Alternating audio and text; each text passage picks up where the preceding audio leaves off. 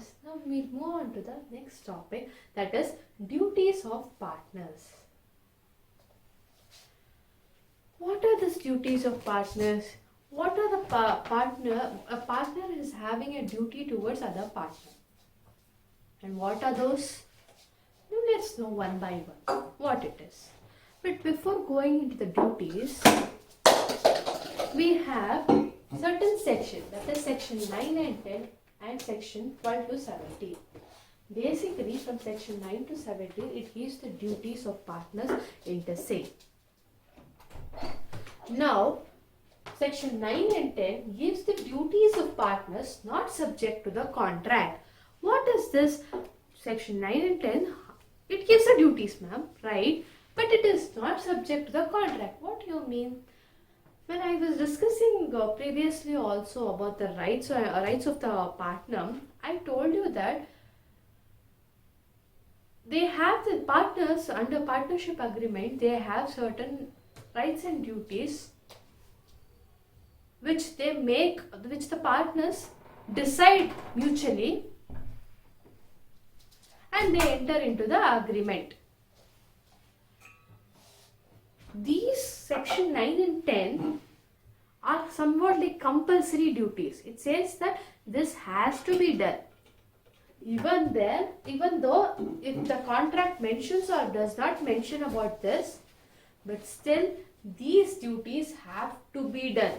There were certain rights previously when we studied rights, we got to know that I told you subject to the agreement. This particular phrase, subject to the agreement, that means that if there is an agreement or anything called different, they can follow it. They are free to follow it.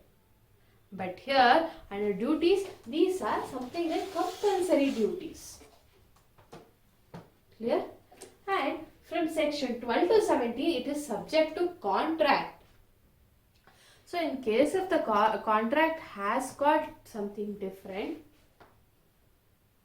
then they can follow it. Otherwise, even if they can follow this also, but in case if the contract prescribes something else, they can do it. Clear with this? So remember, section 9 and 10 are not subject to the contract and it is compulsory, and section 12 to 17 is subject to the contract. This both sections come under Partnership Act 1932. Now let's go to the section 9. What is section 9? Section 9 gives the general duties of partners. It says that these are some of the general duties which they have to follow. Now let us know what are those general duties. The first duty is to carry on the business to the greatest common advantage. Don't you think this is a general duty? They have to do it. What is this greatest common advantage? It means for the benefit of all. It should be advantageous to all the partners. One partner is doing any act. That particular act should be for the common advantage of the entire partnership firm, other partners also in the sense. Clear? The second one is duty to be just and faithful to each other. The second point says that a partner has to be just and faithful to other partners also. Whenever he is doing any act, he should be doing it faithfully and in a just manner. Next duty is duty to render true and complete accounts. We have been discussing this again and again. So it is a duty of a partner if he is entering into any contract then or he is doing any act on behalf of the firm, then it is his duty to render true and complete accounts. Then the fourth duty is duty to render full information. To give full information, a partner who is entering any contract, he should disclose all the information pertaining to that particular contract to other partners. This is in brief. Now we'll just go in detail and find out what are these general duties actually. To carry on the business of greatest common advantage. I told you common advantage means, what does it mean? Yes, it should be for the good of all.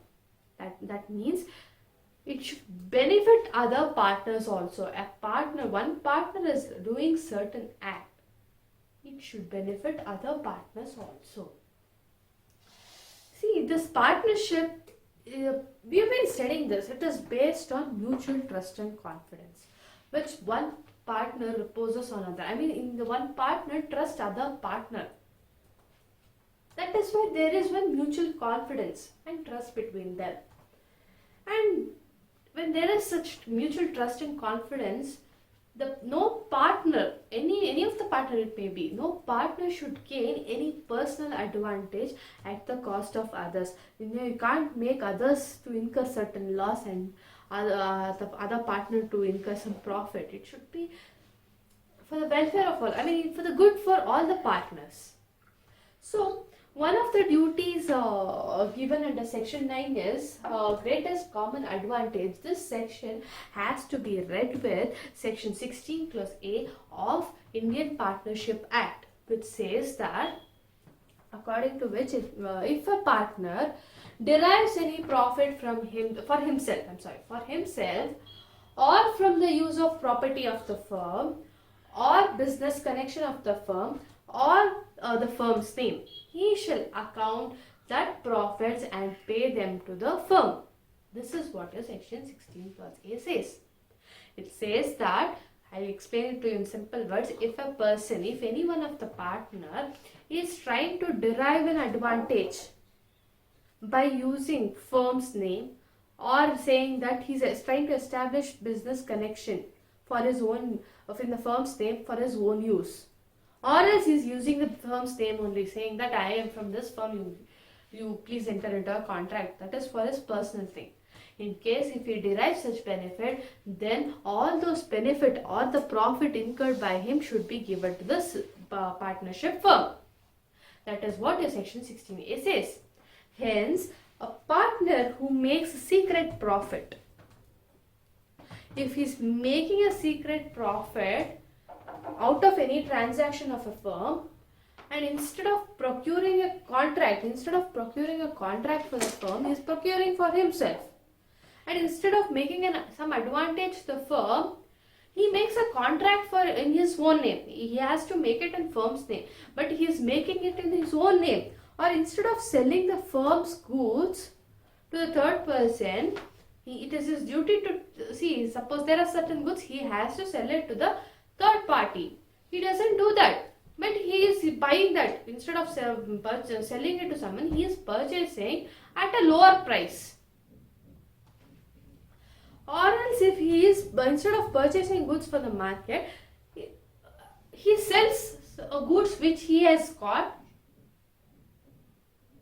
maybe a low quality goods which he has got earlier, he is selling it to the firm and thereby incurring profit from all the situations.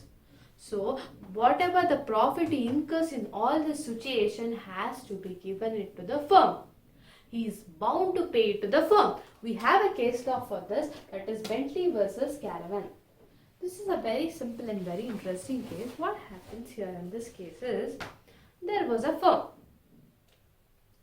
which was established for refining sugars. Their main business was refining sugar, and there were 4 partners. And one among those 4 partners was an expert in this job, that is sugar refining. He was an expert in that job. So what other partners do, the rest 3 partners do is, they give him authority. They authorize him saying that since you are an expert in this job, we'll authorize you. You take any decisions you want, and you please do the job successfully, or you please do this business successfully. So he has got that authority from other partners. This person who has got an authority, what he does, he has to purchase certain sugar from the market. Instead of purchasing, what he does is, he sells his sugar which he had bought earlier, which he had purchased earlier at a lesser rate, and gives it to the firm. He is telling that he is purchasing from the market of a superior quality, but he has got certain sugar with him. He sells it to the firm, saying that he has bought it from the market, and that too it was bought long back and was of lesser price, in the sense low quality. So don't you think it is not fair on him? Is he doing anything which is advantageous to the firm? No, he is doing for his personal advantage. And moreover, he does not disclose the others whatever he is doing to the other partners also. He would have disclosed at least saying that he is giving his own sugar, but he says no, he's buying from the market. Then later on the partners get to know, and there was a case, and in that case it was held that the firm was entitled to recover the profit that was made from that partner. Whatever profit he had incurred, all those were recovered by the firm. Clear with this? Did you understand what it is? For business, for a greatest common advantage, in the sense which is helpful to all, which is beneficial to other partners also. The next duty is duty to be just and faithful to each other. What is this just and faithful to each other? Very simple. It is, since this is the basic thing which you have to always remember, that since the partnership, it is based on what principle? It is based on the mutual trust and confidence. Mutual agency, in the sense mutual trust and confidence. So thereby there is a mutual agency between the partners, and every partner is acting as an agent for another partner. I'll just give you an example and try to explain this. There are three partners in a firm. Partner A, partner B, partner C. This partner B, he enters into the contract with other party outside, some other party. He enters into a contract. Now, if he is entering into a contract with them, partner A and partner C authorizes him, trusting him, having a confidence on him, they authorizes him. Yes, you can enter into a partnership with other person, and we give you the full powers, and please see to that it is advantageous to our firm. So don't you think there is mutual trust and agency, mutual trust and confidence, and there is a mutual agency also? So thereby every partner, it may be partner A, partner B or partner C, they are entering into a contract on behalf of the partners. Clear? And they are bound for that, right? That is why it is necessary that the partner, it is a duty of one partner to be just and faithful. He has to be loyal to other partners. He should not make any personal advantage. He should not do any wrongful acts. Clear? The next point is duty to render true and complete accounts. What is this duty to render true and complete accounts? We have been discussing in rights also. What did we discuss under right? A partner has a right to verify the accounts. He has a right to access, inspect and take a copy of accounts. If a partner cannot come, he can appoint an agent for that to get the accounts, to get a copy of the accounts. That is what we discussed in the rights. Now it also comes under duty. It says a partner has a duty to produce true and complete accounts to other partners also. So every partner, from this you can understand that every partner is bound to keep the true and complete and correct accounts of all the transactions which they have done from partnership's money. And whatever accounts they are keeping, it must be available for the other partners to access, to inspect and also to take a copy of those accounts, including the account books of the firm. And this partnership fund must be spent properly and for the purpose of business transaction relating to this partnership firm only. And in case if they are spending anything for the benefit of the firm, and whatever the vouchers they get, in the sense if they get any receipts for as such, all those should be documented. It should be kept properly. That is what it says. That is what your third point says. And he should not misappropriate, the partner should not misappropriate any money, and he should keep it safely for our other partners. Clear with this? That is what was your third point. Next one is duty to render full information. Let's go back to the example and let's try to understand. I told you there is partner A, partner B, partner C. This partner B is entering into a contract with some person Z. They are having a business of some buying and selling of chocolates. Now when they are doing this, when partner B is entering with Z, don't you think the other partners, that is partner A and partner C, should also be knowing this? What is the business taking place between partner B and that person Z? If at all they are entering into a contract, what sort of terms and conditions are laid down in that contract? Is it beneficial to the firm? Or is only partner B taking advantage of it? What is the quantity? What is the quality? What is the time? If there is any time fix for that limit. So what are they doing? Those has to be known by partner A and partner C. Since they're authorizing partner B, they're given the authority to take care. So that is why, that is what was meant by duty to render full information. Every information has to be given regarding the contracts as if an agent is giving to his principal. Under law of agency, what we study, information given to the agent is deemed to be the information to principal. So it is deemed that if this particular partner B has got all this information, even partner A and partner C has also got the information. So everyone assumes in such a way. That is why they have to be knowing complete information, whatever is happening. It's section 9 makes it incumbent. Incumbent in the sense must. They must be knowing it, since it is going to affect other partners. And in case if this partner B is concealing any facts and later on they get to know, then who will be liable for any loss or damages has occurred? Partner B is going to be liable. Next section is section 10. What did I say? Section 10 and 9 are compulsory sections. They are subject to contract. So section 10, what it is? Duty to indemnify for the fraud. So even this is going to be the section which is compulsory.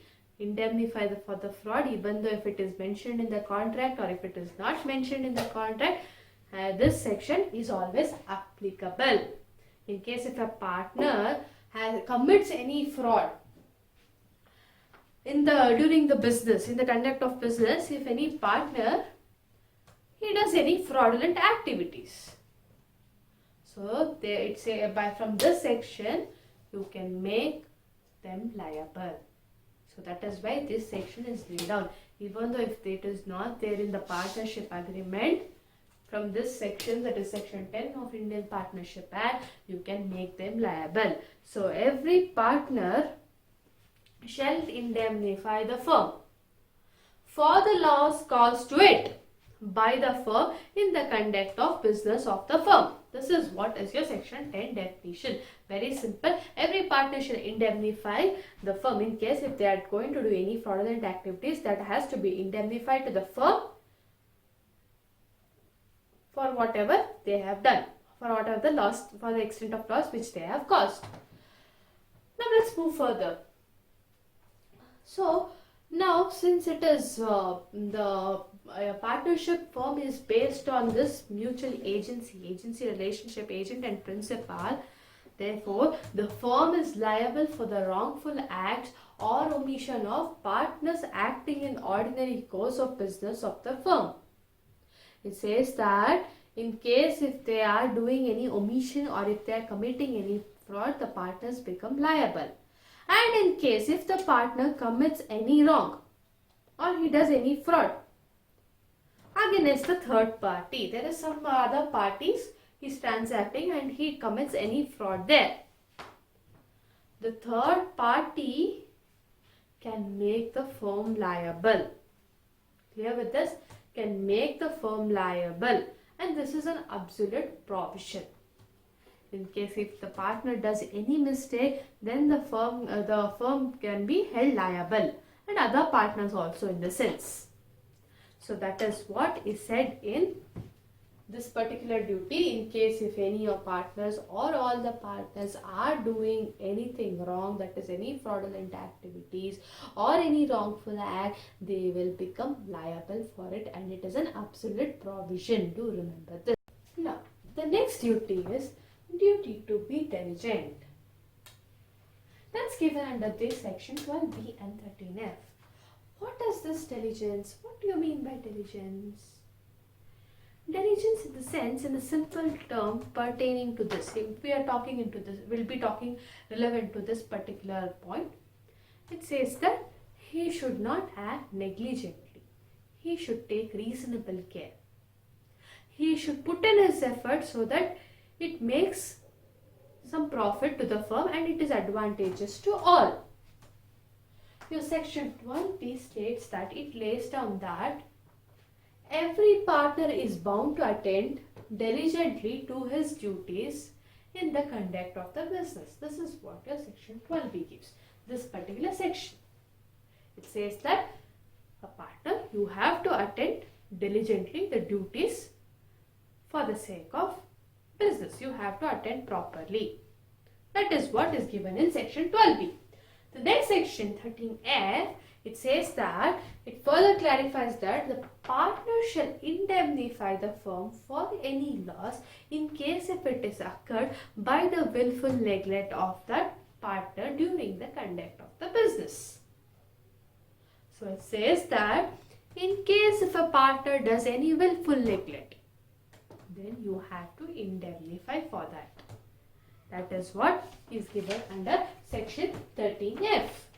So what do you mean by willful neglect? What is that willful neglect? It means an act done intentionally. He's doing it intentionally or deliberately.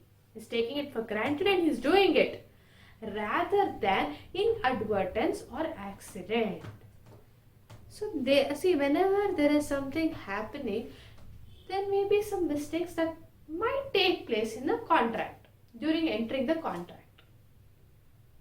In case if he is doing it deliberately, knowing that yes, intentionally, that this is going to be very harmful to the firm, still he does it, then it is called willful neglect, and under section 13a he becomes liable. He has to indemnify. So in case this mistake, I told you before itself, the mistakes and accidents do keep happening.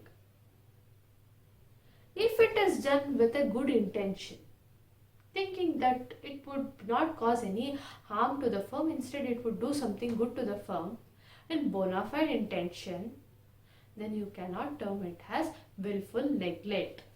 Clear with this point? So you cannot clear it as a willful neglect when it is done with a bona fide or good intention. For this we have a case law, that is crack versus fraud. What happens in this particular case is there is a partnership, and that partnership is being wound up. It is at a winding up stage. When it was during its winding up stage, one partner was assigned that you please take all the responsibilities during this winding up stage. Whatever has to be done, please do the duty from the firm side. And there were certain bales of cotton. There were some bales of cotton which has to be disposed, and the money has to be obtained from that. The partner who was given in charge during the winding up, he has got some other work, so he delays it. He says that okay, fine, it is only selling this cotton, right? I'll do it bit later. The other fellow partner, there is one more partner in that firm, he says that no, you please sell off that cotton, and whatever the discharge, whatever the amount you get, please take it. But this person who was in charge, he neglects it, and he says no, I'll do it later on. I'll do it, but I'll do it later on. But these things are important. There are certain things that is very much important. I'll do it. Then what happened? Suddenly the prices of the cotton reduces. There is a sharp decrease in the cotton prices. And thereby from this losses occurred due to the delay in sale. You should have delayed it previous week because there was a good amount price for the cotton. But now there is no good, there is no amount of, in the sense the prices have fell. Now the other partners make this partner who was in charge at the winding up as liable. And they file a case to indemnify him, the firm and him, other partners. It was held in the court that the defendant, that is a partner who was actually with good intention wanted to sell it later, since he has certain other priorities also to be fulfilled at the stage of winding up, and it was for the business, for the firm only. He did it in a good faith. He did it with a bona fide intention. Therefore, he does not become liable for the loss. It was not willful neglect. He had done his duty properly and he did not expect that, he did not even anticipate that the prices would fall. So since it was in the good faith, it is not a willful neglect and he was not liable for this. Clear with this? Clear with this case law? Now let's produce. Let's go for the next duty. That is duty to properly use the firm's property. What it says, use the firm property properly. That's given under section 14 and 15 of Partnership Act 1932. It says that whatever the properties that the firm has, maybe it is acquired during the business transaction or they have got it when they were entering the agreement. Some partners would have given the property, brought in the property. Or during the business transaction, they would have acquired certain property. So all those properties have to be used for the sake of business transaction and not for the personal use. Personal use of whom? The partners. It should be always for the sake of business and the firm. Although every partner has got an interest in the property, but no one deal with any or specific item of a property of his own. Though they might have bought some property, they might have given certain property at the time initially, but still once it is given to the firm, they do not have personal interest over it. It belongs to the firm.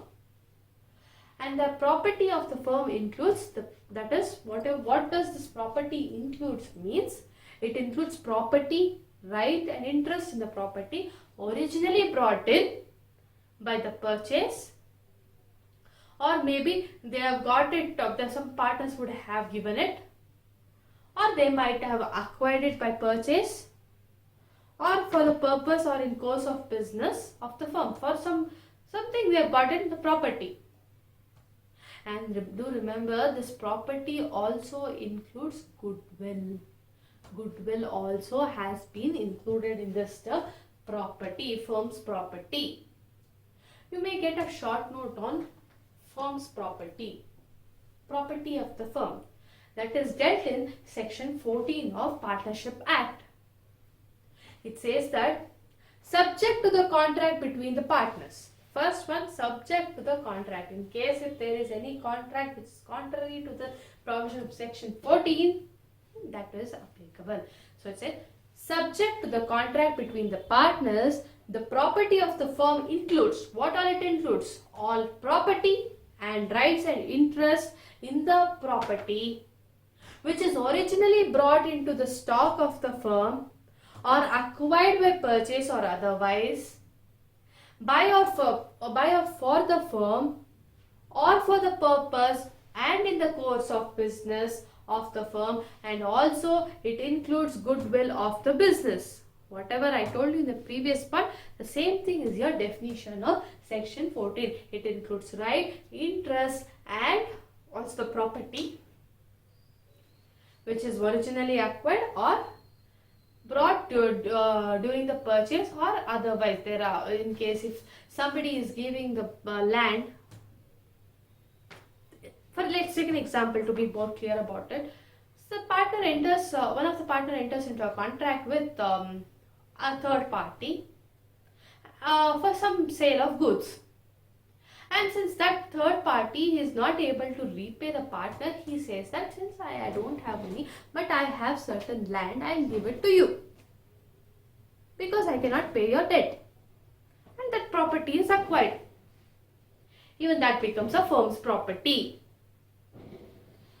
And remember, it is in the or in firm's name or for the firm. And the purpose is for the business. And it is brought during the course of business, and it also includes goodwill of the business. Clear with this? Unless the contrary intention appears, property and rights and interest in the property acquired with the money belonging to the firm are deemed to have been acquired for the firm. If there is any contrary agreement, then no. If there is no agreement, then it says that all the things what is brought, money, goodwill or property, anything right or interest related to it is all acquired by the firm. Clear with this? This is a short note which you might get in your examination regarding firm's property. So there are certain important points that to be remembered here. That is, the partners can even bring in immovable. It is not only movable property, they can even bring in some immovable property also. Both movable and immovable. There should be an agreement, either express or implied, that the property was under the partnership agreement. See that when the property is being given, it should be clearly told, either express, it can be express or it can be implied also, that it belongs to the partnership. So these are the important points, and we have certain case laws wherein the court has given its judgment regarding the partnership firm, and will be dealing with those judgment. The first one is Arm Group Enterprise Limited versus PROF Restaurant. In this case, it was stated that no agreement was there to show that the property belonged exclusively to the partners. What happens in this case is basically there was one sole proprietor who was running his business, and he has got certain property there. That person who had a farm of sole proprietor, he ends up it, he finishes, he doesn't want to continue, he stops, he puts an end there to his sole proprietorship, and then he enters into a contract with the rest of the other partners, and they create a firm. And he has gotten that particular property to the firm. But there are no documents to show that that property which the sole proprietor, who was a sole proprietor previously, which he has got into the firm, belongs to the partnership firm. So it was held that on entering into the partnership by the sole proprietor, the said property would not become the property of the partnership just because he is entering. Does not become that this particular property, whatever the sole proprietor was having previously, that belonged to partnership. He has to give it.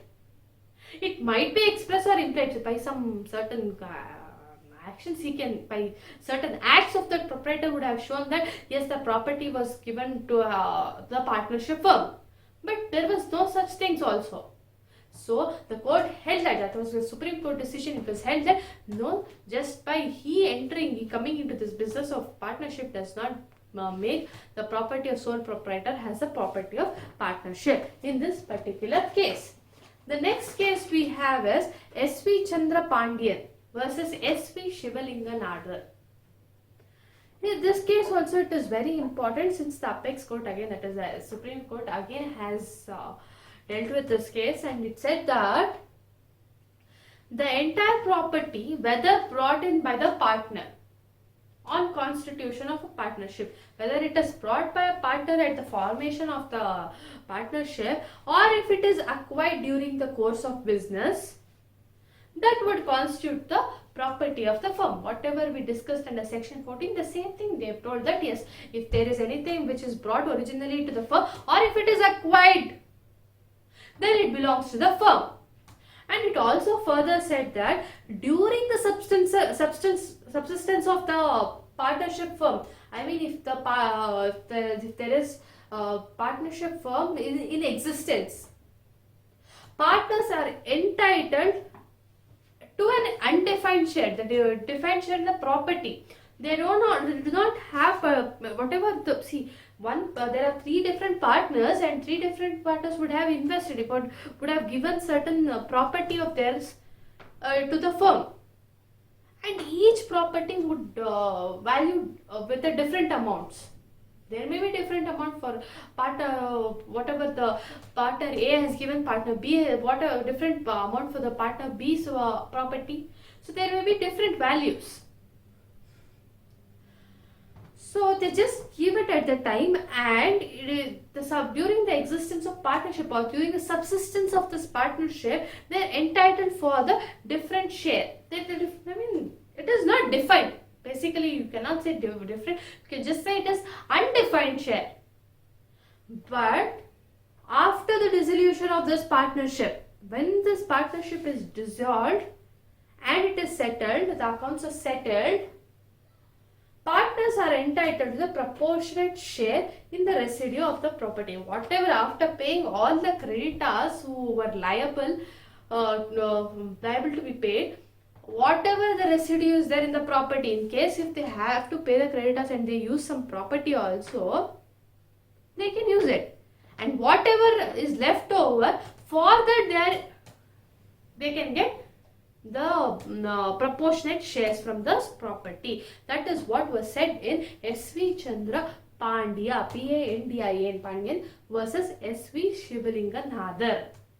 And also do remember, property of the firm, it also includes goodwill and assets. Clear with this? Do remember the case laws. You have other case laws also. These 2 are most important case laws, since they are giving you whatever the gist of the property firm's meaning.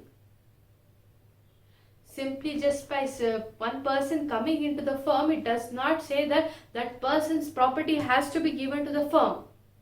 No, there is no such rule as such. Clear with this? That is what was given in this particular case. The next case in S.P. Pandyan, Chandra Pandyan versus S.P. Shivalinga Nadar, it gave you the 2 different aspects. It said it gave you the definition of it, validated your definition of 14, as well as it said what is the shares, how are they getting their shares. That is during the subsistence of the firm and after the dissolution of the firm. Clear?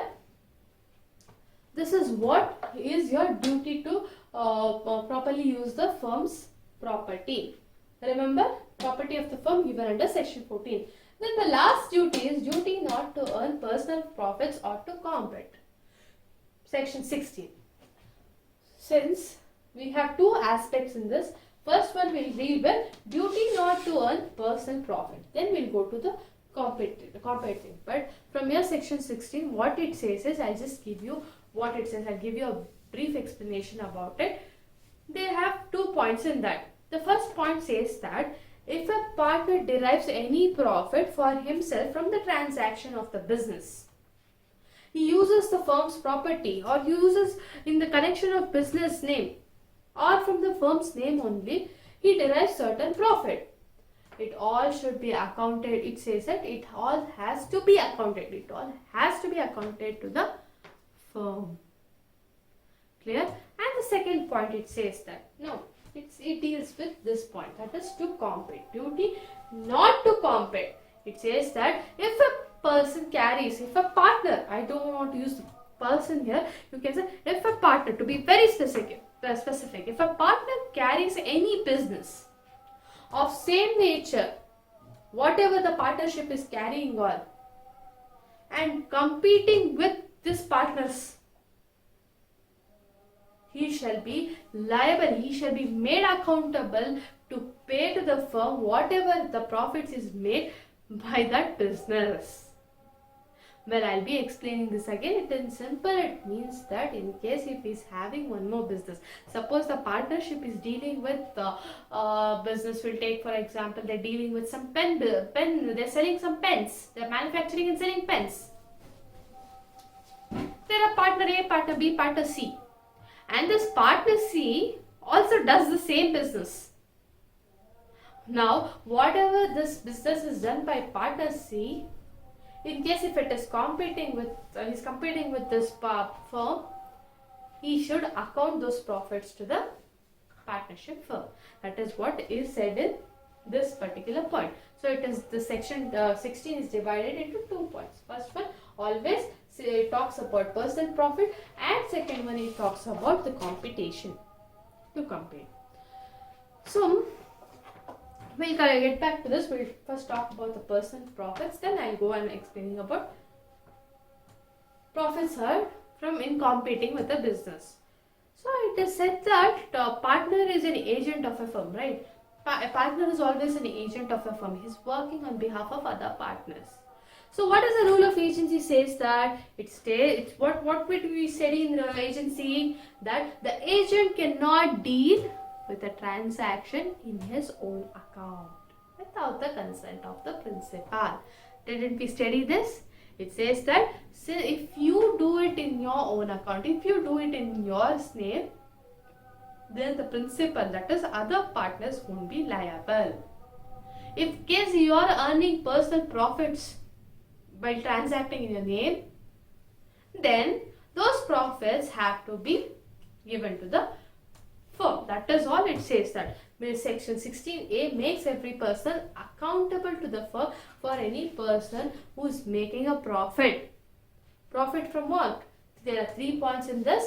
From any transaction of the firm. There is any transaction which is taking in the firm, and if a partner is making any profit from that, then he has to account it to the those profit to the firm.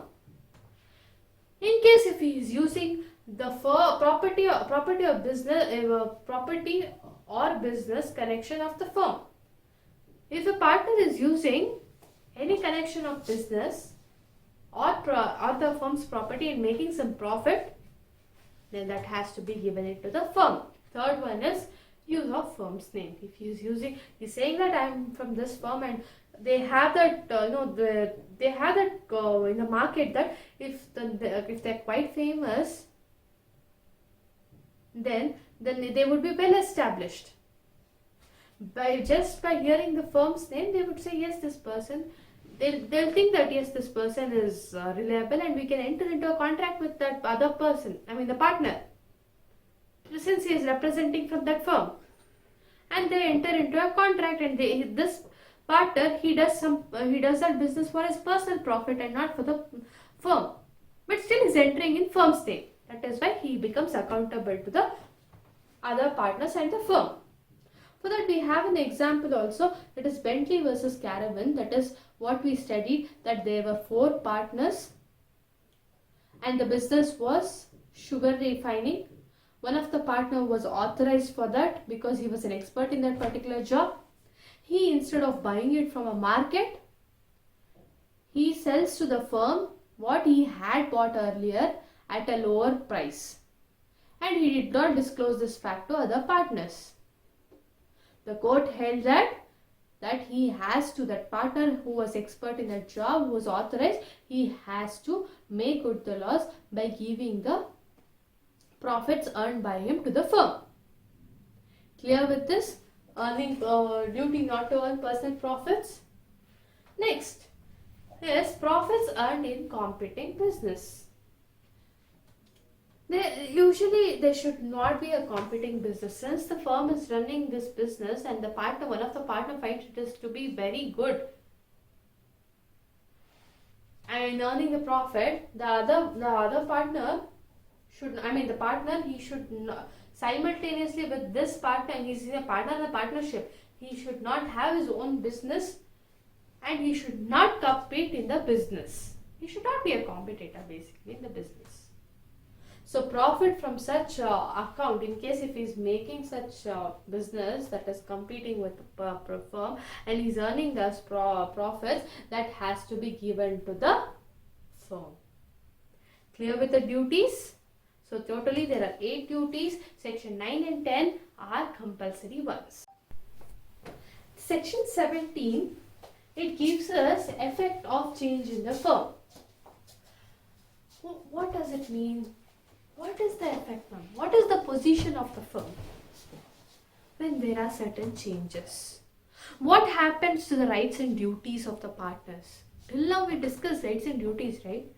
In case if there is any changes in the firm's position, what happens? That's given under section 17. The section 17 gives you the first point. There are basically 3 points.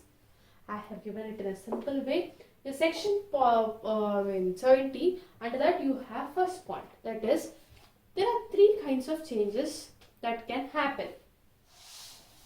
And first one is, for 3 kinds of changes, under that first one is, there may be change in the constitution of the firm. This is basically constitution of the firm, change in the constitution of the firm. How is there a change in constitution? What do you mean by constitution of the firm? Constitution of the firm means in maybe in numbers. There are 4 partners. There may be another one additional partner coming in. There may be one partner going. How does that happen? So always you can say it as a positive change, that is some new partner coming in. He is bringing in new resource. So that's something advantageous to company. What are the other changes that is negative in the sense they're going out? How are they? It might be by retirement. One of the partners is retiring. Then by expulsion, they're removing the partner, maybe because he's done some fraudulent activities and there is a loss caused to the firm. That is why they're expelling. Insolvency or death. Insolvency, the person may not be competent to be a partner, or by the death of the person, they can be removed. So this is basically change in the constitution. So now, by change in the constitution, what is the effect? There may be some additional partners, or that some partners are going away and they may have that agreement pertaining to all these things. In case if there is additional, even he may be bound to follow same duties and right. He may be having same rights and some same duties to be followed. Clear with this? And if any one person is going, whatever is given in the agreement, that has to be followed. If there is some terms and conditions which is given in the agreement of partnership, that has to be followed. So basically change in constitution is one where there is addition and where there is person who are leaving the firm. The second one is business continued after expiry of term. So, well, we'll be next discussing about the kinds of partnership. Well, before I told you that there can be a partnership for fixed time. They may say that, okay, we'll enter into a partnership for a period of 5 years for this particular business. And they do enter, and after 5 years, the partners do not close the firm. They were bound to be a partners as per the agreement for 5 years. But after 5 years, they are earning profits and they do not want to close the firm. But they want to continue the same. And now they can continue it. There is nothing such that business can continue after the end of 5 years also. They may have an extension, or they may create another partnership and they can continue the business. That is one of the effect of change of the firm. That is, after fixed period, what happens? Was the question. They may continue it. That is not a problem. Then carrying out additional undertaking. This undertaking is carried out by firm. There is a partnership firm now. They were dealing with, we'll take some pen business. Now they have planned, since they were successful in this pen business, we'll have another stationery item, that is, we'll deal with notebooks. They go for it. They now also deal with the books also. The same number of partners dealing with books. Now the question may arise in your mind, what happens to the rights and liabilities or rights and duties of those partners? Does it remain the same? Initially they were having pen business and now they are doing some notebook business. Does it remain same? So it says that yes, there can be whatever the initially they were entered for the pen business can be applicable for the other business also, notebook business also. There is no problem as such, it can continue. The mutual rights and duties of the partners can continue, and it may be same for the same for the existing business earlier. But this point is subject to contrary. In case if they want to have something new in the contract, new terms and condition to be used in the contract, to have it in the contract, they can have it. Maybe the nature of business is different. We'll take an example. They were having some stationery business, like they were manufacturing and selling pen. Now altogether they want to invest in food grains. So the nature of business has changed.